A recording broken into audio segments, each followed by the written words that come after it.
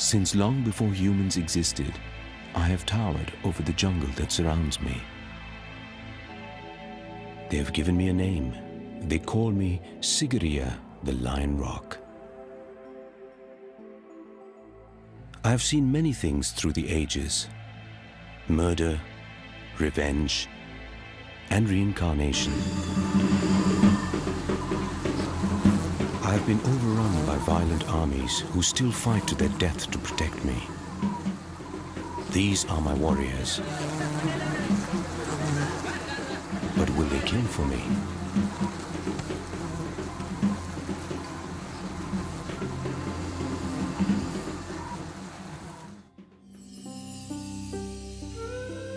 Humans have used me as shelter for thousands of years, living together in peace and harmony. But 1500 years ago, everything changed. Let me tell you a tragic tale. There once was a prince called Kashyapa who was so greedy for power that he killed his own father, the king. He buried him alive and came to me with his army, trying to escape from this revengeful brother. Kashyapa was scared for his life and thought I would keep him safe. And I did, for a while. Now 1500 years has passed and the king's army is long gone. But another army is still here, still ready to attack anything they see as a threat to their queen and me.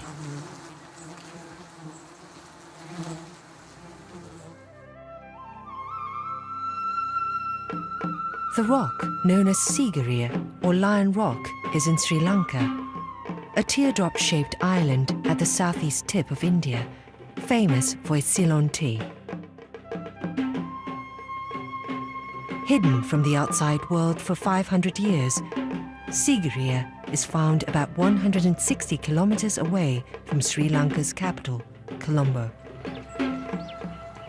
Monsoonal rains fall twice a year, determining the seasons and the migration of these bees.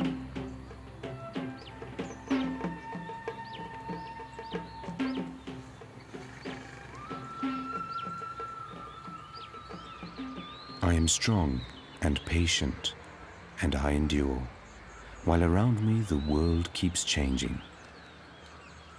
I have provided a haven for many. Before the king, my caves were monasteries, where Buddhist priests found solace and shelter and peace.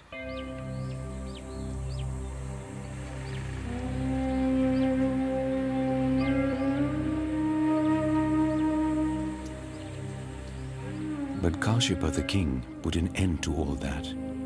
He had these frescoes drawn on me, now so ancient they are a part of me. When I look at them, I remember him.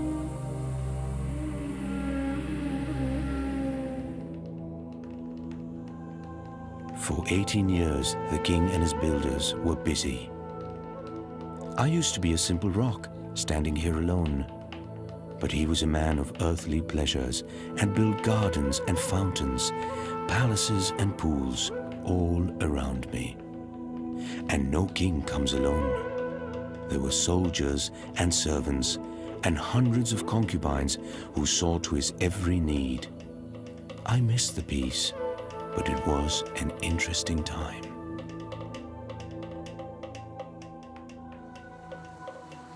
That was 15 centuries ago.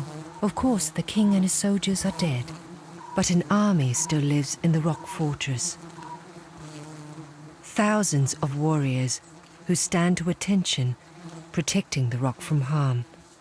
Simple farmers, really, until they're under threat.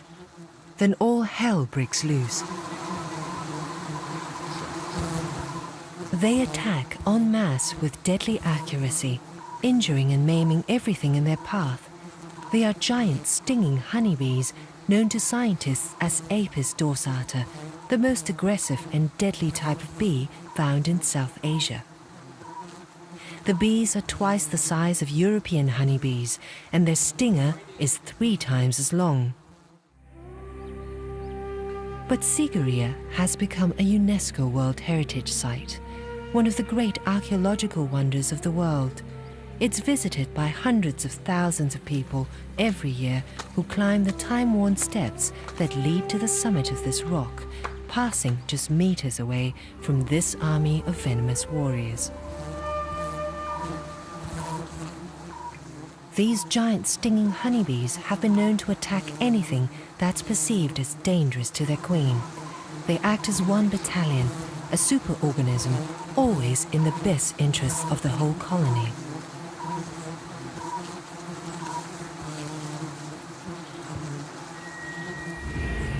On May the 1st, 2004, a child threw a stone at one of the nests and the bees went on a rampage.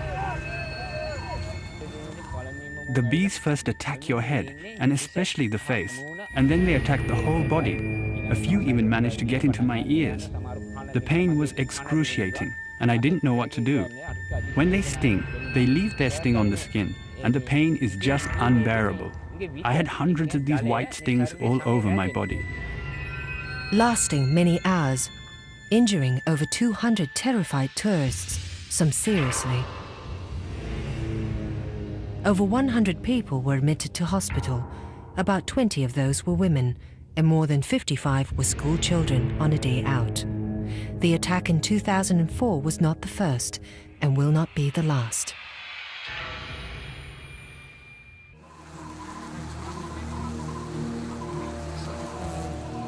My army is always poised to defend me. They brought me peace again. But this calm never lasts for long. When will they attack again?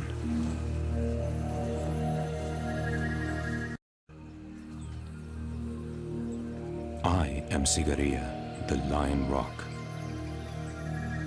In the 5th century, I was home to Sri Lankan King Kashyapa, his queens and his concubines. I was his hideaway and his pleasure palace. The king, he died long ago, but his army is still here. Every year, when the trees blossom, they come to me, seeking food, seeking shelter. They protect me from harm.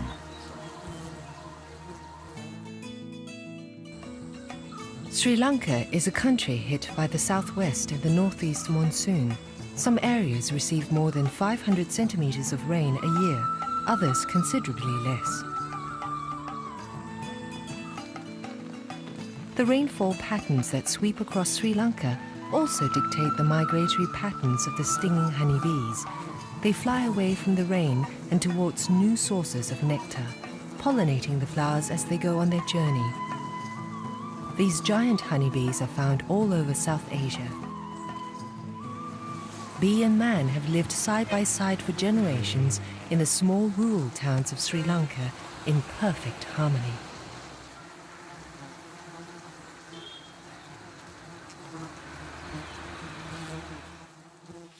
Dr. Punchiheva has studied these insects for many years and has grown to appreciate their value to the country at large.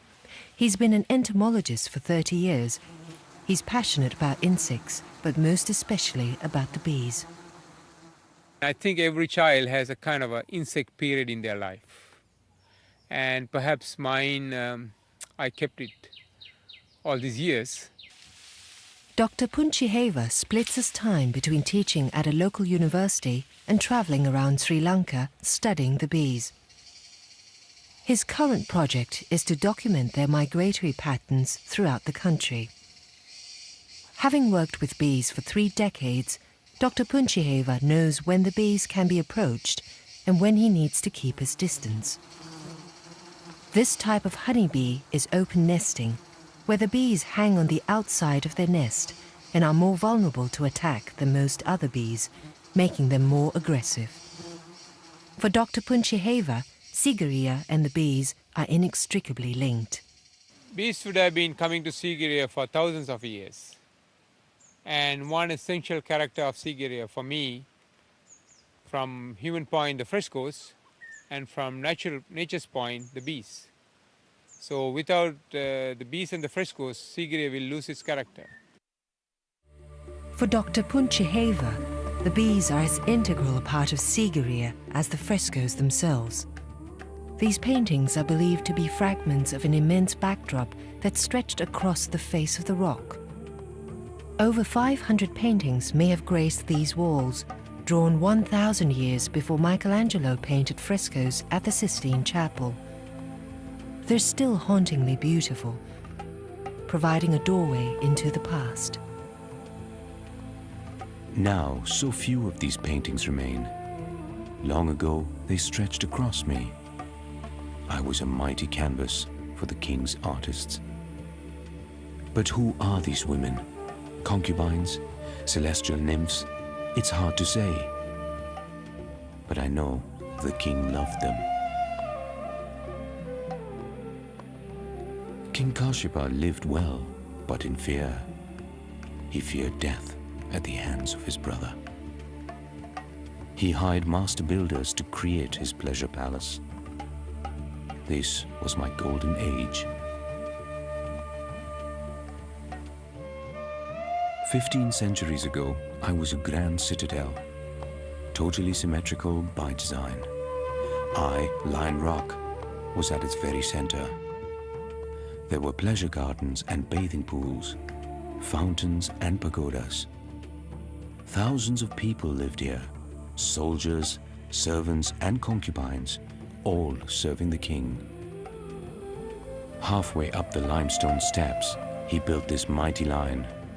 Entering through its open mouth, the king would make his final climb to his private pleasure palace. Even the boulders were landscaped, all part of a geometrical plan. Now, one of the oldest gardens in the world.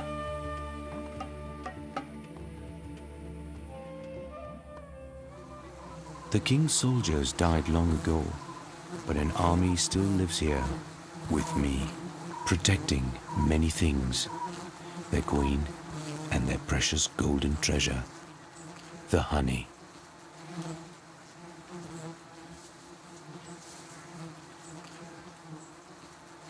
The giant stinging honeybees build their nests on sparsely leaved trees or rock crevices where they can see the sun, using the direction of the light as a compass to food. This openness is important from the point of their communication. And they always build a nest in open areas such as a rock or a building or a tree branch where they can see the sun or the blue skies direct. Bees are a superorganism where good communication is key.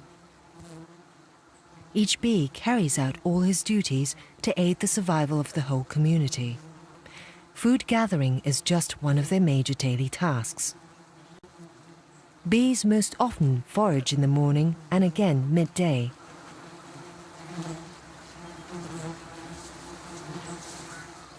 Their bodies are covered in hairs which trap the pollen grains. Nectar is sucked into their stomachs using their tongue and the pumping action of their throat. They arrive back at their nest at great speed. From the moment a bee returns, there is much to do. They touch their antennae together in a behavior known as antenating.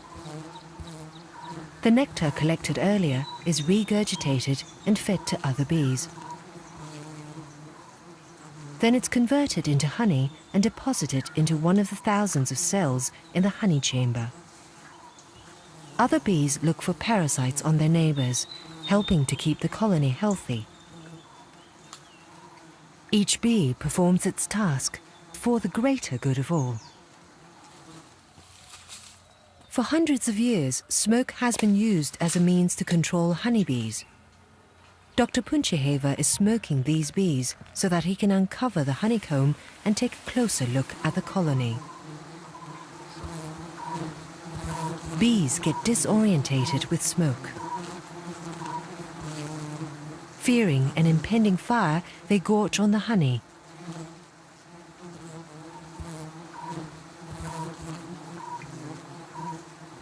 The young combs at the bottom of the nest are soft and light in colour. The darker, stronger, older combs are found higher up the nest and are used to store larvae. By observing the nest, Dr. Puncheheva can monitor the health of the colony. The more honey stores in pupa, the healthier it is.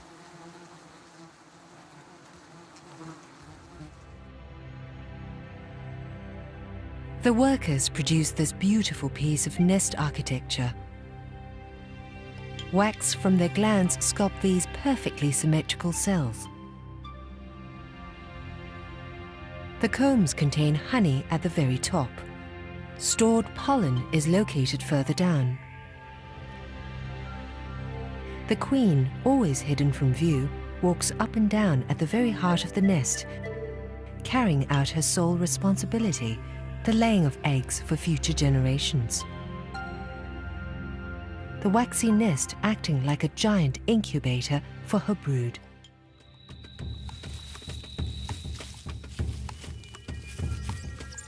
I remember them, the Vedas, the Aborigines of Sri Lanka. They lived in Kashyap's time and are still around today. They were honey hunters for the kings. And though the world has changed, these Vedas have not.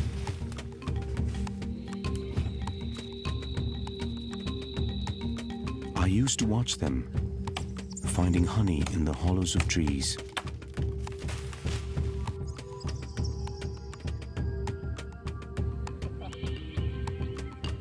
The men of the community join together to hunt and divide the spoil equally. Honey is eaten fresh in large quantities, wax and all. The young bees inside the nest are especially wholesome. Since honey was the food of kings, the Vedas worked hard to keep Kashyapa well fed.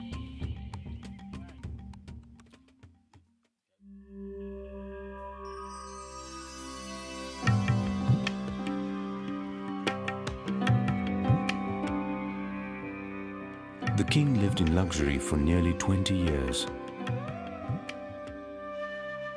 He loved water and built fountains and pleasure pools all over the grounds.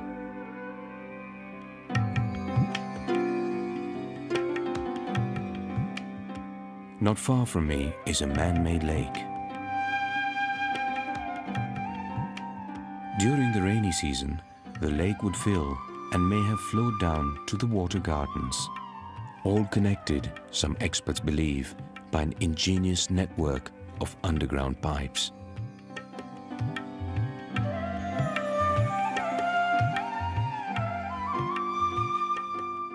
It's one of the oldest surviving gardens in the world, built before the Mughal gardens in India and 500 years before the grand temples of Angkor in Cambodia. I used to see the king watching his concubines frolicking in the pools. Incredibly, the fountains still work today, during the rainy months between November and January.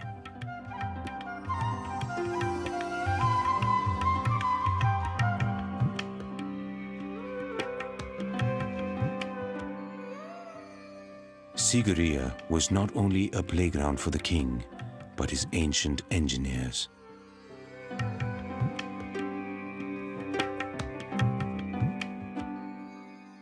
I stand tall and upright amidst jungle.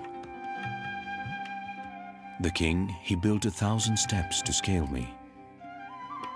Not an easy climb, even today. Halfway up the rock, he built a mirror wall. On one wall was painted topless nymphs, whilst the other was polished over and over again until the surface reflected them. So as he walked between these walls, women surrounded him.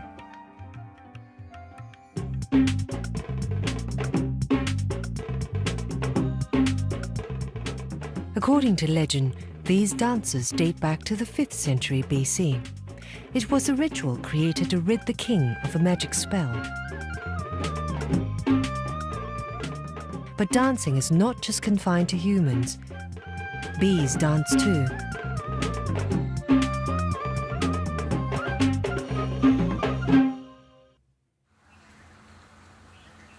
Bees have two main ways of communicating with each other. One is physical and the other is chemical. The physical communication appears as a series of dances. It's a way of informing nestmates about the location of new food. These highly aggressive insects are like well-trained pets in his expert hands. By feeding them on sweetened rose water, Dr. Punchiheva can observe them up close. Because of this communication system, when one bee finds a new source of food, it can mobilize hundreds of other workers from the colony in minutes. The landing bee with the new food source, with the new food from the new source, will just run on the comb and butting into the nestmates and saying, hey, I found some food, and they all get excited. And then she offers the food to another bee, at which point several of her nestmates closely watch her. The bee's repertoire involves 3 dances. Dr. Punchiheva finds that the distance from the food source determines the dance. The round dance signifies that food is within 3 meters of the nest. The sickle dance, that food is up to 5 meters away.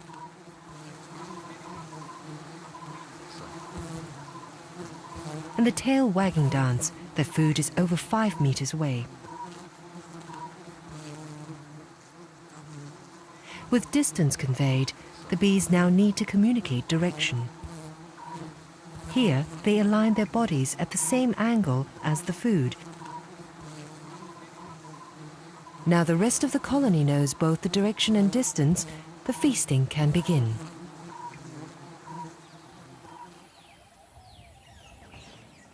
But even Dr. Punchiheva, with his decades of experience, can be caught unaware when it comes to these aggressive bees. As he approaches this 30-meter tree, a hungry lizard has a similar idea.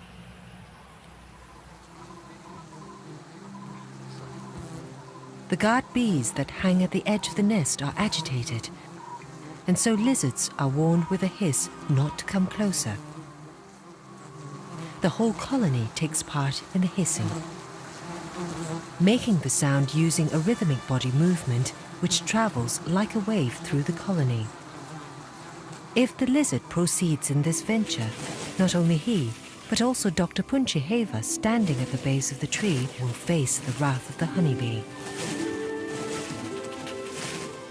These waves ripple across the colony, raising the alarm.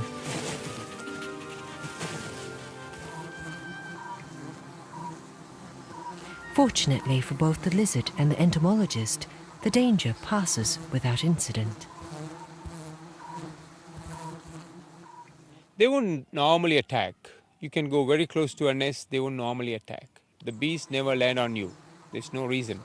Unless there's some food or some sugary thing around which they come to feed on. But the moment you crush a bee, there's a chemical signal, which we call a pheromone, sent to the nest. But if you crush more bees, obviously there's more generation of the alarm, and they would come. Days later, whilst observing a nest, Dr. Punchiheva inadvertently crushed several bees. In a matter of seconds, the crushed bees activate the alarm pheromone. More crushed bees, more alarm pheromone. It takes just one bee to send an alarm back to the nest, causing an immediate and violent reaction in the colony. Nest mates now rush to the source of the pheromone. They believe their colony is under attack.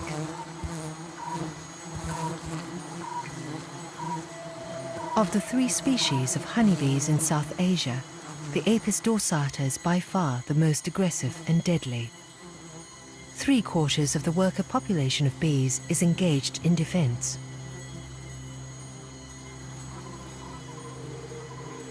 Bees give up their own lives for the survival of their queen. sometimes sacrificing thousands of worker bees to save one queen. When under attack, they thin out this bee blanket.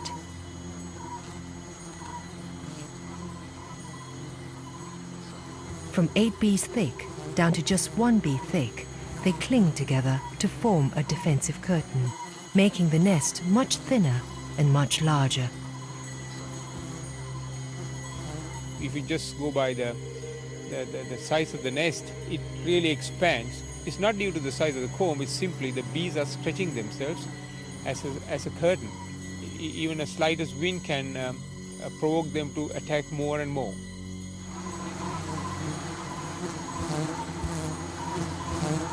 The nest can expand to 20 to 30 centimeters from the comb, allowing the bees to instantly respond to the threat. Dr. Punchiheva was bitten over a dozen times through his protective armor. A terrifying exhibition of defense at its most aggressive. The victims in Sigiriya were less fortunate. With no protective suits, they were totally unprepared to face these ferocious warriors.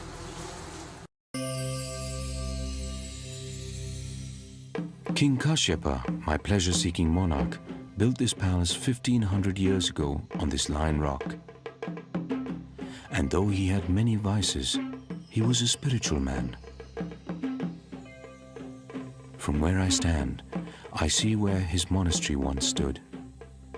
The ancient temple is gone, but a Buddha still lies there, in peace and tranquility.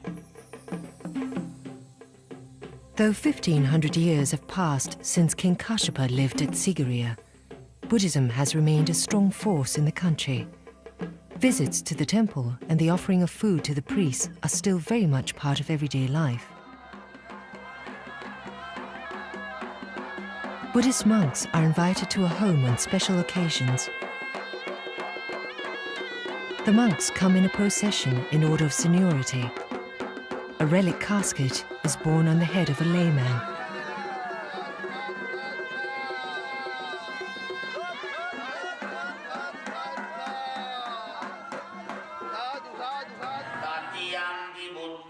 Prayers called pirith are chanted, warding off all forms of evil and danger, or so people believe.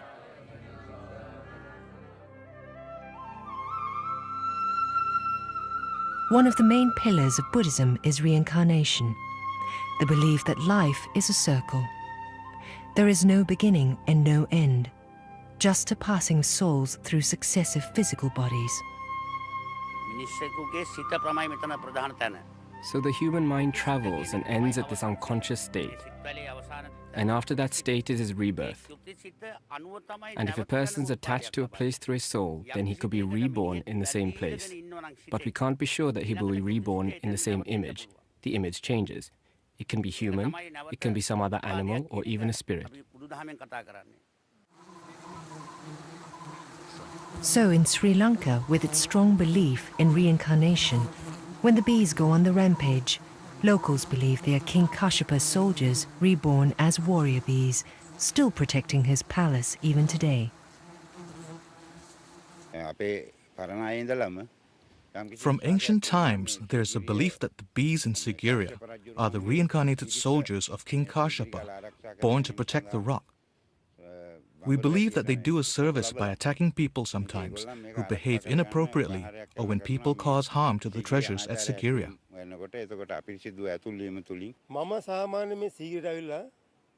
It's been 30 years since I came to Sigiriya. In these 30 years, except for 2 years, there has been a bee attack every year. The people who live here believe that these bees are the reincarnation of King Kashyapa's soldiers.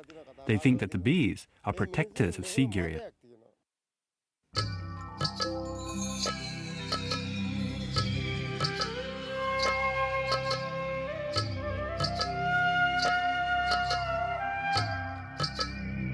King Kashyapa was always fearful of his brother, out for revenge for the murder of their father.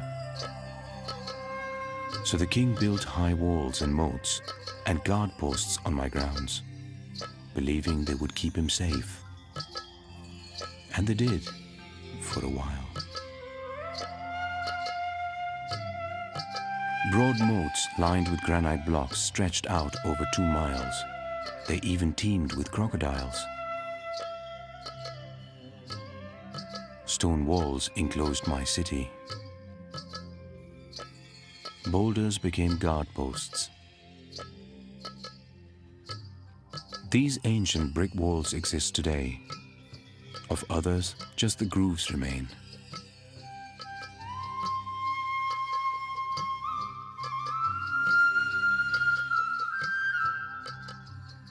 The king built his palace at the top of the rock, 200 meters above the city, so his enemies would have to climb 1,000 steps before they could reach him. Guarding the entrance to his palace was this magnificent lion. That's how I got my name. Time has eroded this huge creature. Now only its paws remain. The king was a secretive man and feared for his life. He took only his queens with him beyond the Lion Rock, building his palace at my highest peak. The lion staircase spirals its way to the summit and the king's pleasure palace. It was like being on top of the world. Stretching over 3 acres, an inner palace to the west, palace gardens to the south, all meeting at a large rock pool. Once there were dancing terraces, a rainwater pool, a flower garden, and platforms for guards. Now, almost everything is gone.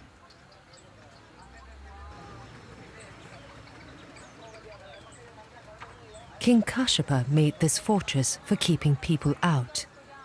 1,500 years on, visitors are encouraged to come in. Hundreds of thousands of people a year. When the bees of Sigiriya go on the rampage, authorities step in to safeguard the tourists and close the site to let the bees calm down. After the attack in May 2004, Sigiriya was closed for 4 days. The sacred full moon day, or Poya, is a monthly national holiday in Sri Lanka, a day of reverence for the faithful. On full moon days, humans come in their thousands. They crawl all over me, in my gardens, on every marble step, and at my peak. Disturbing me, breaking the calm and the quiet.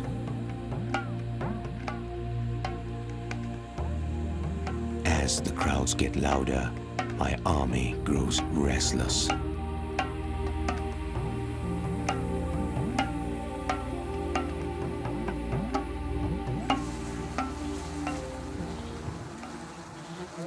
It is no easy task to walk up the 1,000 steps to reach the summit of this magnificent rock.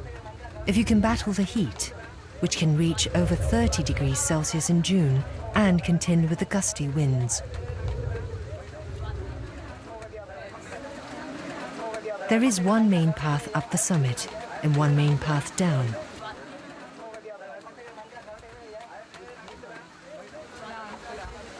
The last thing on the mind of most visitors are the army of bees who lie in wait at the Lion Rock. On days with large numbers of people, the bees grow increasingly agitated by the noise and vibrations of the crowd.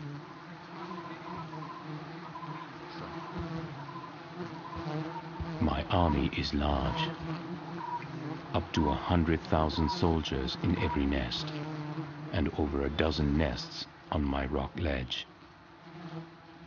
Sigiriya is home to 1 million warriors, defending their home until the bitter end.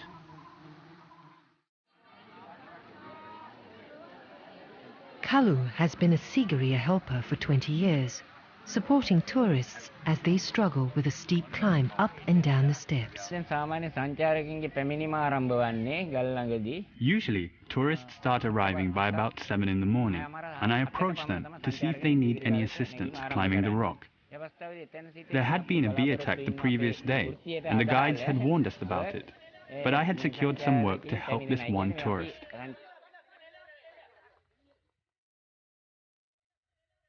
There is this one point on the Sigiriya climb where you have to climb past the nests of the bees. They started attacking just as we were passing this point. So we had to turn back and run down. At this point, both of us were being attacked heavily. The German tourist that I was helping was very scared, and he was screaming. Despite the fact that I too was being attacked, my instinct was to think of the safety of the tourist in my care. So I held him by his hand and guided him to safety. By this time, we'd been stung endlessly. They had even gone into our ears. The giant stinging honeybees, once on the attack, are merciless and will keep attacking the crowds in waves until the danger has passed, always attacking downwards for several hundred meters.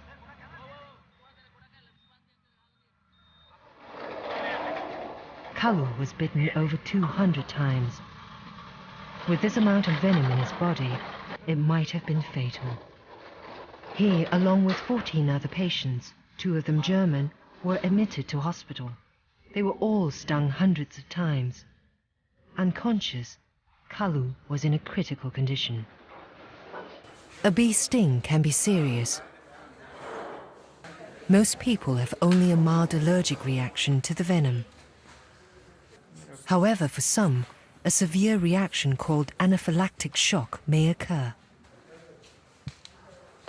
The throat may swell, blocking the airway, and the heart may stop.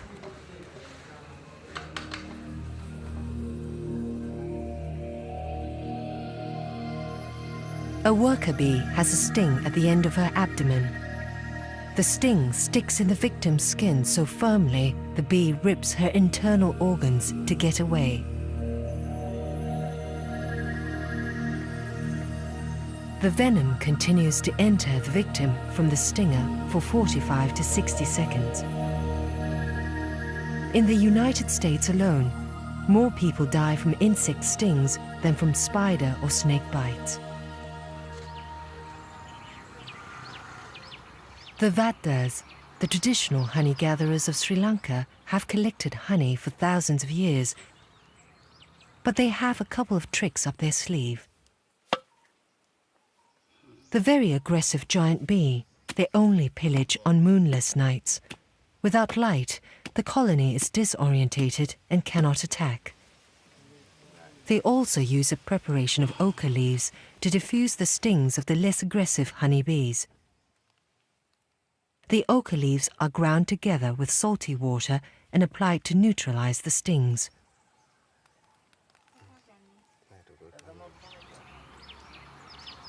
There have been no fatalities from bee attacks in Sigiriya, though the attacks keep recurring. In response, the government has tried eliminating the bees. After realizing the threat that the bees posed, officers from the Cultural Triangle and Sigiriya decided to destroy the bees. They tried using a poisonous gas to kill the bees, but in less than a year they were back, exactly where they were. They even tried covering the nests with nylon nets. Even that didn't help.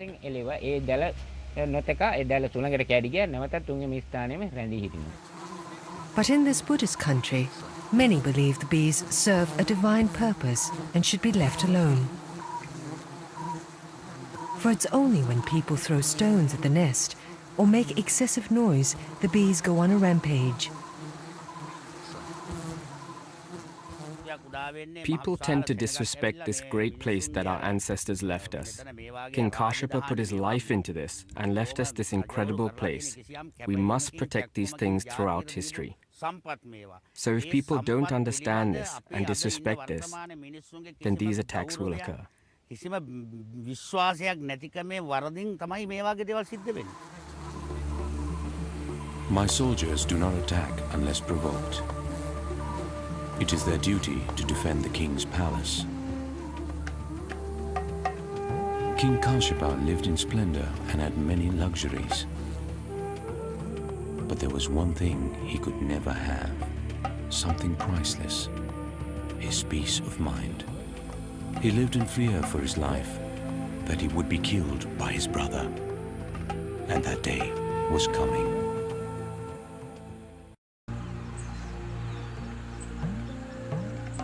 Life is followed by death, is followed by life, in an endless cycle.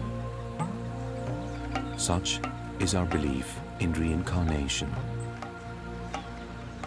The king's soldiers died long ago, but an army still lives here, with me, always defending their lion rock. After the worst bee attack in Sigiriya in May of 2004, where 200 people were viciously stung by thousands of angry bees, Sigiriya remained closed. Monks were brought to Sigiriya to soothe the situation, not for the victims, but to calm the bees. Buddhist prayers were chanted to bring blessings to the rock and to the souls of these angry warriors.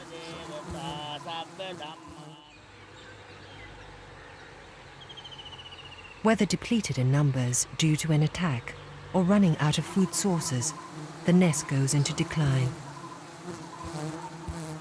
A common scavenger of the bee is the wax moth, seen here in the white lighter patches on the comb. If the colony had been healthy, the wax moth would have been killed on entry. But colonies that are hungry will allow a predator to trespass with no hindrance. Female wax moths can deposit masses of eggs on unprotected honeycombs. After a few days, these larvae hatch and begin their feeding frenzy, destroying the comb.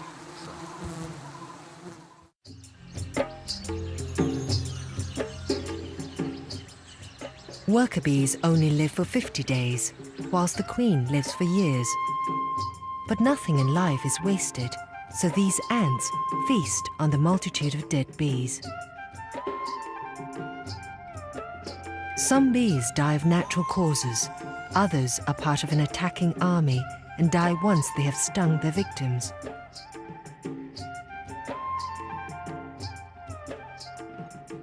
And the cycle of life and death and rebirth continues.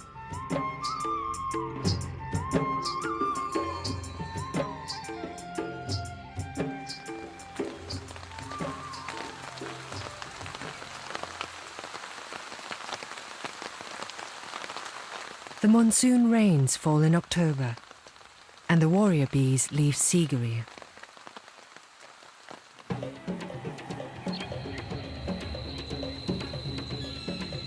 Each colony has its own smell, keeping track of each other by scent. This is a once-in-a-lifetime journey. Only the queen lives long enough to make more than one migration. The colony may lose up to 50% of its bees before reaching the new nesting grounds, which could be up to 160 kilometers away. But incredibly, future generations are able to find their way back to Sigiriya.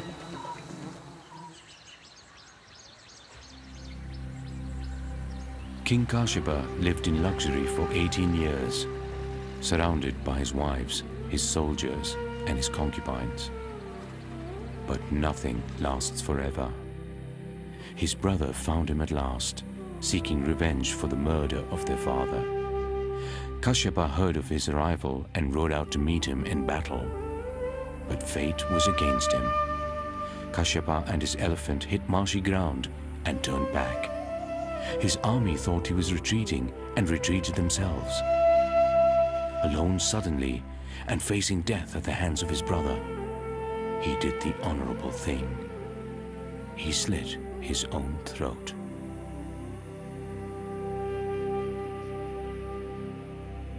Buddhist monks lived here long before Kashyapa arrived, and so too long after his death. The new king gave me back to the monks, and so peace returned. But as the circle of life continues, the monk's time with me also passed. And then the mighty jungle grew over me. For over 500 years, I was completely alone.